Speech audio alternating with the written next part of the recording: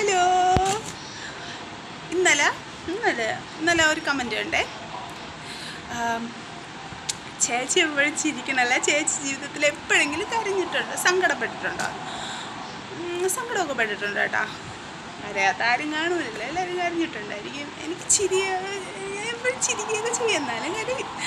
അപ്പോഴും അത് പറയണതല്ല, എന്നാലും ഞാൻ ഇപ്പോൾ ചോദിച്ചത് ആദ്യം എൻ്റെ മനസ്സിലോടി വന്നത് ആ സംഭവമാണ് കേട്ടോ. ഒരു ദിവസം എൻ്റെ മോന് പനിയായിരുന്നിട്ട് ആശുപത്രി കൊണ്ടുപോയപ്പോൾ അവർ പറഞ്ഞു കണ്ണിൽ ചെറിയ മഞ്ഞയുണ്ട്. എൻ്റെ അല്ല, അവൻ്റെ കണ്ണിൽ ചെറിയ മഞ്ഞയുണ്ട്. അപ്പോൾ നമുക്ക് വേറെ എന്തൊക്കെയോ ഇതൊക്കെ ടെസ്റ്റ് ചെയ്യണം, മഞ്ഞയുടെ എന്തൊക്കെയോ ടെസ്റ്റ് ചെയ്യണം. അപ്പോൾ അവർ പറഞ്ഞു അഡ്മിറ്റ് ചെയ്യണമെന്ന് പറഞ്ഞു. ഭയങ്കര പനിയായിരുന്നു. അതിൻ്റെ തലേദിവസം ഞാൻ കൊണ്ടുപോയതാണ്. അപ്പോൾ അവർ പറഞ്ഞു പാരസെറ്റമോൾ തന്ന് വീണ്ടും ഞാൻ 3-ൻ്റെ അന്നാണ് പോണത്. അപ്പോൾ വീണ്ടും പോയപ്പോഴാണ് അവർ പറഞ്ഞാൽ അഡ്മിറ്റ് ചെയ്യാൻ നമുക്ക് ചിലപ്പോൾ എന്താണെന്ന് അറിഞ്ഞൂടല്ല. അപ്പം മൂത്രമൊക്കെ ടെസ്റ്റ് ചെയ്താൽ അതിലൊന്നും ഒരു കുഴപ്പമില്ല, ചെറിയ മഞ്ഞ ഉള്ളതുകൊണ്ട് അവർ പറഞ്ഞാൽ അഡ്മിറ്റ് ചെയ്തിട്ട് പറഞ്ഞ് വേറെ എന്തൊക്കെയോ ടെസ്റ്റ്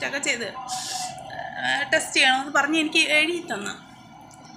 അപ്പോൾ എഴുതി തന്നപ്പോൾ ഞാൻ പൈസയൊന്നും എടുക്കാതെയാണ് പോയത് കേട്ടോ. ബസ് കൂലിക്കുള്ള പോയിട്ട് 500 രൂപയെ കയ്യിലുണ്ടായിരുന്നുള്ളൂ. അപ്പോൾ അതും കൊണ്ട് അവിടെ പോയപ്പോൾ നമ്മൾ അറിയണ്ടല്ലോ ഇതേപോലെ ടെസ്റ്റൊക്കെ ചെയ്യുന്ന പനിയല്ലേ എന്ന് പറഞ്ഞ് നമ്മൾ ഇനി വരുമെന്ന് വിചാരിച്ചല്ലേ പോണത്. വരുമെന്ന് വിചാരിച്ചല്ലേ പോണത്. അപ്പോൾ നമ്മൾ അഡ്മിറ്റ് ചെയ്തപ്പോൾ ഞാനും ഉമ്മായും എൻ്റെ മോനെ ഉണ്ടായിരുന്നുള്ളേ. എന്നിട്ട് അവിടെ പോയപ്പോഴും അവരിങ്ങനെ എഴുതി തന്നപ്പോഴും എനിക്ക് അറിഞ്ഞുകൂടെ എത്ര രൂപ ആകുമെന്നൊന്നും അറിഞ്ഞുകൂടല്ല.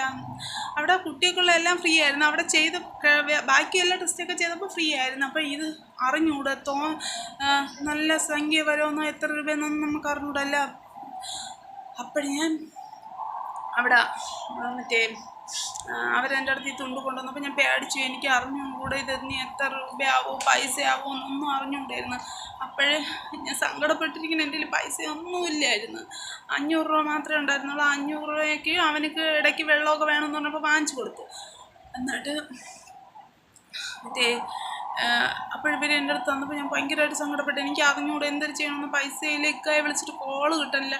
വനത്തിൻ്റെ അവിടെ ആയിരുന്ന പണി, റേഞ്ച് കിട്ടാനില്ല. പരിധിക്ക് പുറത്ത് പറയണ റേഞ്ച് കിട്ടാനില്ല. അപ്പോഴേക്കെ വിളിച്ചല്ലേ ഉള്ളൂ എൻ്റെ കയ്യിലേക്ക് കൊണ്ടുവരുമെങ്കിൽ. അപ്പോൾ ഞാൻ എനിക്ക് ഭയങ്കരമായിട്ട് സങ്കടം വന്നു. എത്ര രൂപയാണെന്നൊന്നും അറിഞ്ഞും കൂടെ എനിക്ക് കരച്ചിലൊക്കെ പറഞ്ഞു. അപ്പം ഞാൻ അവിടെ നിന്ന് കരഞ്ഞു. ഞാൻ എൻ്റെ പിള്ളേരെ മുഖത്തോക്കിട്ടിരുന്ന് കരയാണ്. എനിക്ക് സങ്കടം, എനിക്ക് എന്തൊരു പറയണമെന്നൊന്നും അറിഞ്ഞൂടെ. ഇതിനി അവിടെ പോയിട്ട് പൈസയാവോ ഒന്നും അറിയില്ല.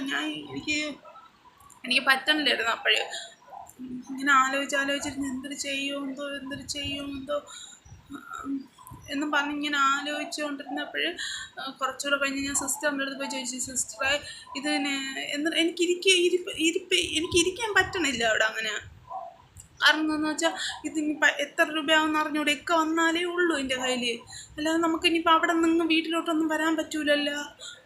അപ്പോഴും ഞാൻ അവിടെ സിസ്റ്ററിൻ്റെ അടുത്ത് പോയി ചോദിച്ചപ്പോൾ സിസ്റ്റർ പറഞ്ഞ് ഡോക്ടർ വരുമ്പോൾ ഡോക്ടറിൻ്റെ അടുത്ത് ചോദിച്ചാൽ മതി. ഡോക്ടർ എനിക്ക് ഒരു സ്കീമുണ്ടല്ലോ, അതിൽ സീലടിച്ച് തരും. അവിടെ പോയി എഴുതിയൊക്കെ കൊടുത്താൽ മതി എന്ന് സിസ്റ്റർ പറഞ്ഞു. അപ്പം ഡോക്ടർ വന്ന ഉടനെ ഞാൻ ഡോക്ടറിൻ്റെ അടുത്ത് അങ്ങോട്ട് ചോദിക്കൊന്നും വന്നില്ല. അവർ ഇതിനൊരു പേപ്പർ കൊണ്ടുവന്നിട്ട് പറഞ്ഞ് താഴെ നമ്മൾ ഈ അഡ്മിറ്റ് ഷീറ്റ് എടുത്തതിൻ്റെ അവിടെ തന്നെ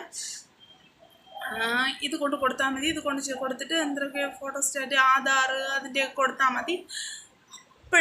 അപ്പോഴും ഞാൻ അതുവരെ ഞാൻ കരഞ്ഞ് എനിക്ക് കരച്ചിലും പറഞ്ഞു കരഞ്ഞ് ഞാൻ അള്ളാഹെ വിളിച്ചിരുന്നു കേട്ടോ. എന്തൊരു ചെയ്യുമെന്ന് എനിക്ക് അറിഞ്ഞുകൂടാ എന്ന് പറഞ്ഞ് ഭയങ്കരമായിട്ടെന്ന് വെച്ചാൽ ഭയങ്കരമായിട്ട് സങ്കടപ്പെട്ടിരുന്നു. ഞാൻ എന്തൊരു പറയണമെന്ന് എനിക്കിപ്പം അറിഞ്ഞൂടെ. ഞാൻ അപ്പം അത് കേട്ടതാണേ. എന്നിട്ട് ഞാൻ എൻ്റെ ജീവൻ അത്രയും പോയി ഇനിയിപ്പോൾ എത്ര രൂപയാവും അറിഞ്ഞൂടെ. ഇനി അത് ചെയ്യാൻ പറ്റൂലേ എന്നൊക്കെ വിചാരിച്ചിരുന്നു. എന്നിട്ട് പക്ഷെ അതിന് 750 രൂപ രസീലാണ് അവർ അടിച്ചു തന്നത്, 750 രൂപ. പിന്നെ ഞാൻ അവിടെ കൊടുത്ത് ചെയ്തെല്ലാം റിസൾട്ടൊക്കെ കാണിച്ചു. അതിലൊന്നും ഒരു കുഴപ്പമില്ലായിരുന്നു. പക്ഷേ അത് അത്രയും സമയം ഞാൻ അത് എടുക്കാൻ എത്ര രൂപയാവും എന്നൊക്കെ ആ സമയമാണ് ഞാൻ അനുഭവിച്ച ആ വേദന. അതാണ് എനിക്ക് ഒരിക്കലും മറക്കാൻ പറ്റാത്ത. ഞാൻ ആശുപത്രിയിലിരുന്ന് ഞാൻ കരഞ്ഞു. കാരണം എന്ന് വെച്ചാൽ അത് ചെയ്യാൻ അതിനിപ്പം അത് ചെയ്തില്ലെങ്കിൽ ഇനിയിപ്പം പനിയിലത് ഇതല്ലേ പനിയല്ലേ അപ്പം ഇനി ചെയ്യാത്തതുകൊണ്ട് ഇനിയിപ്പോൾ ഡിസ്ചാർജ് ചെയ്യൂലേ എന്നൊന്നും അറിയാൻ പറ്റൂലല്ലോ. ഇത് ചെയ്ത് കാണിച്ചാൽ ഡിസ്ചാർജ് ചെയ്യാമെന്ന് പറഞ്ഞു, വേറെ പ്രശ്നമൊന്നുമില്ല, ഇത് ചെയ്ത് കാണിച്ചാൽ നമ്മളെ വിടാമെന്ന് പറഞ്ഞു. അപ്പോൾ എനിക്കിനി അത് ചെയ്ത് കാണിച്ചാലേ വരാനും പറ്റുള്ളൂ എന്ന് പറഞ്ഞാൽ ഭയങ്കരമായിട്ട്. കാരണം എന്ന് വെച്ചാൽ അപ്പോഴാണ് ഞാൻ പൈസയുടെ വില എന്തെന്ന് മനസ്സിലാക്കുന്നത്. കാരണം നമുക്കൊരു പൈസയുടെ വില മനസ്സിലാക്കണമെങ്കിൽ ഒരു ഇത് വരണം. അപ്പോൾ ഞാൻ അനുഭവിച്ചത് എനിക്കപ്പം ഞാൻ എന്തൊരു ചെയ്യണമെന്ന് പോലും എനിക്ക് അറിഞ്ഞൂടായിരുന്നു. ഞാൻ അപ്പം ഇരുന്ന് കരഞ്ഞു, അത്രയേ ഉള്ളൂ. അത് പറയുമ്പോൾ ഇപ്പോഴും സങ്കടം വരികയെ. പിന്നെ ഒരിക്കലും നമ്മളെ സങ്കടപ്പെടുത്തിയിട്ടില്ല. അതാണ്. പിന്നെ ഇത് യൂട്യൂബ് തുടങ്ങാനുള്ള കാര്യം ചോദിച്ചാൽ ഇപ്പം എന്നെ ചിലരൊക്കെ കളിയാക്കണമായിരിക്കും. പക്ഷെ ഇത് ഞാൻ പറഞ്ഞാണ്, അത് ചോദിച്ചുകൊണ്ട് പറഞ്ഞാണ്, വേറെ ഒന്നും കൊണ്ടല്ല, അത് ചോദിച്ചുകൊണ്ട് പറഞ്ഞു, അത്രയേ ഉള്ളൂ. പക്ഷേ ചിലയിടത്തൊക്കെ എനിക്കൊന്നും പറയാൻ പറ്റില്ല. അതുകൊണ്ടാണ് ഇത് ഇങ്ങനെ വിട്ടു പോകണത്. എനിക്ക് പറയാൻ പറ്റണില്ലായിരുന്നേ, എങ്ങനെ പറയണമെന്നൊന്നും എനിക്ക് അറിഞ്ഞുകൂടാ. അതുകൊണ്ട് ഇത് തുടങ്ങാനുള്ള കാരണം അത് തന്നെ. എന്നുവെച്ചാൽ ഇത് എല്ലാവരും ശരിക്കും എനിക്ക് എന്തൊരു വട്ടുണ്ട് ഇതൊക്കെ തുടങ്ങി എന്തിന് പിന്നെ വട്ടാണെന്നൊക്കെ ആൾക്കാരൊക്കെ ചോദിക്കും. എനിക്ക് കുഴപ്പമില്ല, അവരെന്തിനാണോ പറയട്ടെ, എനിക്കെന്തറിയും, അവരവരെ വായിൽ പറഞ്ഞല്ലേ വിളിച്ച് പറയുള്ളൂ. എനിക്കിനിയിപ്പോൾ കുഴപ്പമില്ല, അവരെന്തിനു പറഞ്ഞാലും അതൊക്കെ അവരവരെ ഇഷ്ടമല്ലേ, അത്രയേ ഉള്ളൂ. അങ്ങനെ പിന്നെ എനിക്കെന്ന് വെച്ചാൽ എനിക്കും കാണിച്ചു കൊടുക്കണം എന്തെങ്കിലുമൊക്കെ ചെയ്യാൻ പറ്റുമോ, അതിന് വേണ്ടിയാണ് ഞാൻ ഇത് തുടങ്ങിയത്. സത്യം പറയാമല്ല, അതുകൊണ്ടാണ്. എന്നെപ്പോലെ എത്രയോ പേരിരിക്കണമായിരിക്കും. അപ്പം ഞാൻ ഇത് തുടങ്ങി എനിക്ക് ഇന്നല്ലെങ്കിൽ നാളെയെങ്കിലും എന്തെങ്കിലും ഒരിത് കാണുമല്ല.